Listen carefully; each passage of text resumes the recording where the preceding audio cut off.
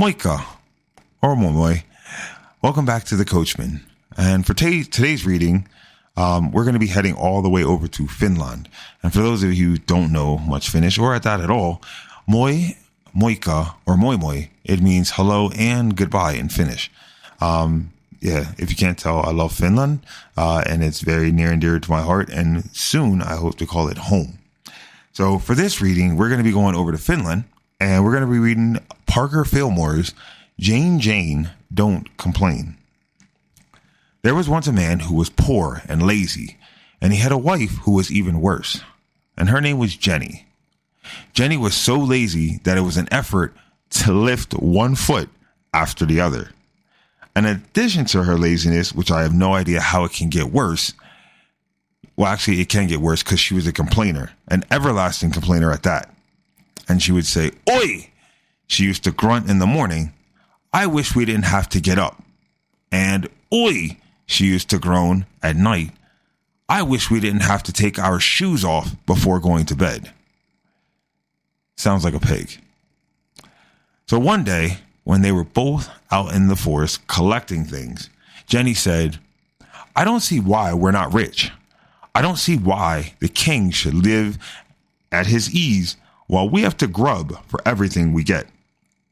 I just hate work." Of course, the trouble both with Jenny and her husband was not that they worked, but that they didn't work. It was because they didn't that they had so much time to think.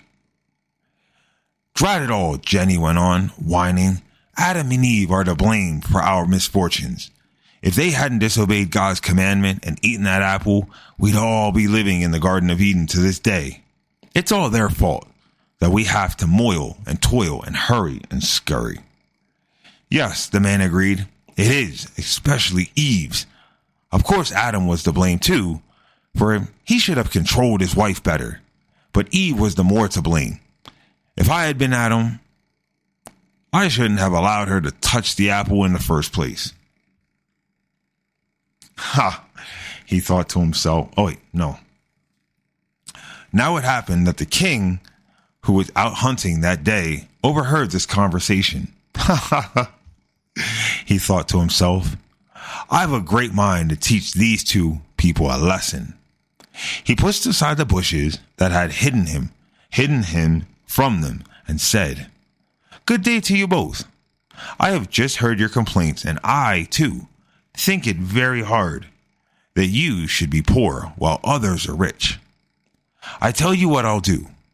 I'll take you both home with me to the castle and maintain you in ease and luxury, provided you obey me in just one thing." Jenny and her husband agreed to this eagerly, and just as they were, the king took them home with him to the castle.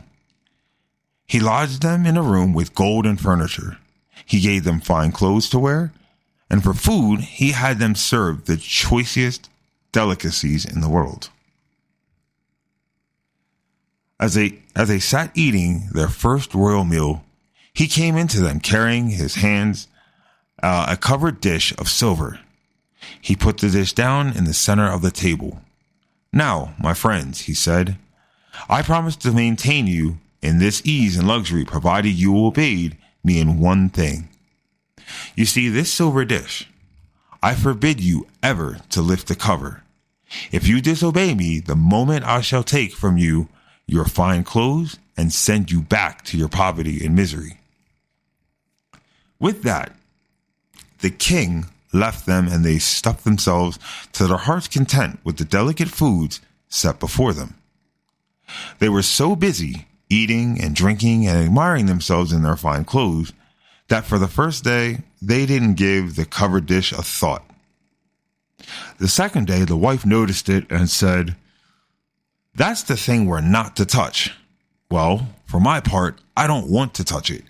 I don't want to do anything but eat and sleep and try on my pretty clothes."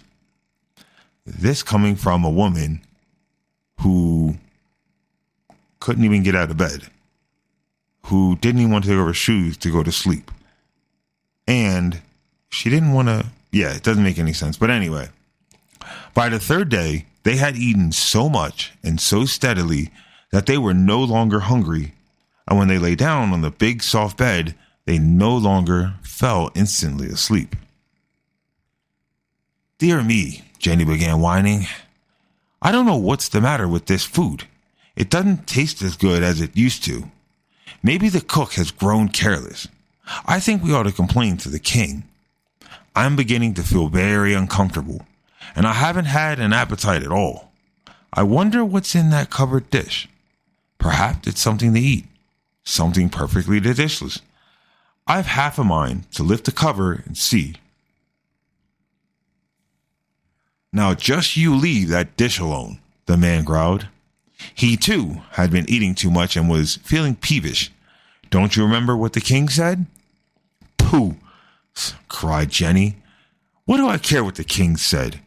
I think he was just poking fun at us, telling us we mustn't lift the cover of that silver dish.